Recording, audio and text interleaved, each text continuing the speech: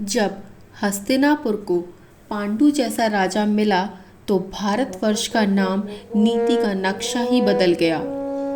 और कहा जाता है कि उसके बाद हस्तिनापुर की सीमाएं चारों दिशाओं में फैल गईं।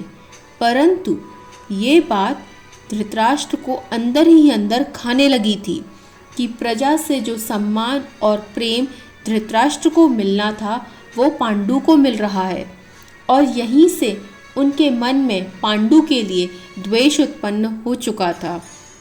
इसी के बीच कुंती विवाह योग्य हो चुकी थी और उनका स्वयंवर किया गया।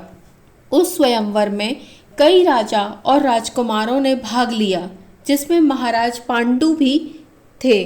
कुंती ने पांडु को जयमाला पहनाकर पति रूप में स्वीकार किया, परंतु कुंती का वैवाहिक जीवन सुखमय नहीं रहा।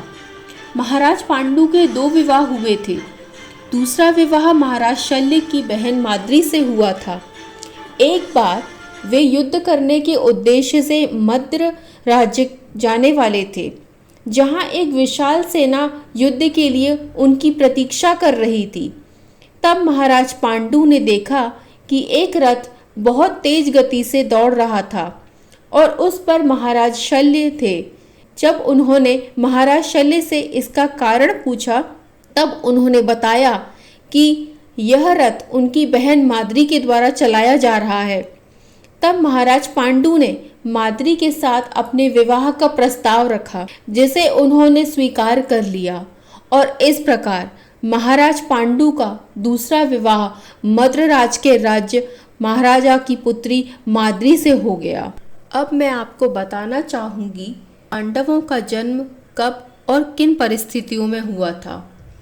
एक दिन राजा पांडु अपनी पत्नियों कुंती एवं माद्री के साथ जंगल में आखेट के लिए गए।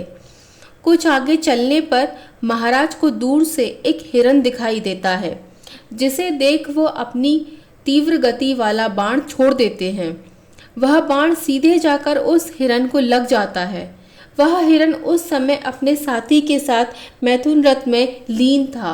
अगले ही क्षण उस हिरन से एक ऋषि मुनि प्रकट हुए और उन्होंने राजा पांडु को श्राप दिया कि जिस अवस्था में तुमने इसे मारा है, उसी अवस्था में तुम्हारी भी मृत्यु होगी। ऋषि के श्राप देने के बाद पांडु कुंती और माद्री के साथ वापस हस्तिनापुर आ गए, और जब उन्होंने ये बात राज दरबार में बताई तो पांडु ने स्वयं को दंड देते हुए और पश्चाताप करने के लिए ये फैसला किया कि वो जीवन भर के लिए वनवास ले लेंगे। और तब उन्होंने अपने बड़े भाई धृतराष्ट्र को हस्तिनापुर का राजा बना दिया, और उसके बाद कुंती और माद्री के साथ महाराज पांडु सदा के लिए वन में निवास करने लगे। उन ऋषि मुनि की बात सुनकर राजा पांडु बहुत चिंता में पड़ गए और महाराज इससे परेशान भी रहने लगे। उनको अब यह भय सताने लगा कि क्या वो अब पुत्र विहीन ही रह जाएंगे। जब यह बात कुंती को पता चली तो महाराजा पांडु से कहा कि आप चिंता ना करें, मुझे ऋषि दुर्वासा का वरदान प्राप्त है, जिसके अनुसार वे जिस भी देवता का नाम लेकर उसका मंत्र उच्चारण करेंगी, उस देवता के गुणों वाला पुत्र उन्हें प्राप्त होगा। कुंती के मुख से यह बात सुनकर पांडु बहुत खुश हुए और कुंती से कहा कि तुम किसी भी देवता का आह्वान करो। कुंती ने सबसे पहले धर्म के देवता को आह्वान किया, जिससे पहले पुत्र के रूप में उन्हें युधिष्ठिर मिले। पहली संतान पाकर वे दोनों बहुत ही खुश हुए। कुंती ने पुनः 2 बार देवताओं को आह्वान किया, जिस पर वायुदेव और इंद्रदेव का आह्वान किया गया था। वायुदेव से भीम तथा इंद्र से अर्जुन पुत्र रूप में पांडु और कुंती को प्राप्त हुए। पांडु एवं कुंती को अब 3 संतानें थीं और वे दोनों बहुत खुश रहने लगे, लेकिन पांडु की दूसरी पत्नी अभी भी निसंतान ही थी। इसीलिए पांडु ने कुंती को आज्ञा दी कि वे उस मंत्र की दीक्षा माद्री को भी दें। इस मंत्र का प्रयोग कर माद्री ने अश्विन कुमारों का आवाहन किया, जिनसे उसे नकुल तथा सहदेव नामक पुत्रों की प्राप्ति हुई। अब राजा पांडु का परिवार पूर्ण था, जिसे देख वे हंसी खुशी रहने लगे और अपना जीवन बिताने लगे।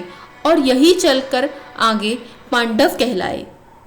तो दोस्तों, अगर आपने मेरे वीडियो को यहाँ तक देखा है तो प्लीज़ इसे लाइक और शेयर ज़रूर कीजिएगा, और अगर आपने सब्सक्राइब नहीं किया है तो प्लीज़ इसे सब्सक्राइब भी कीजिएगा।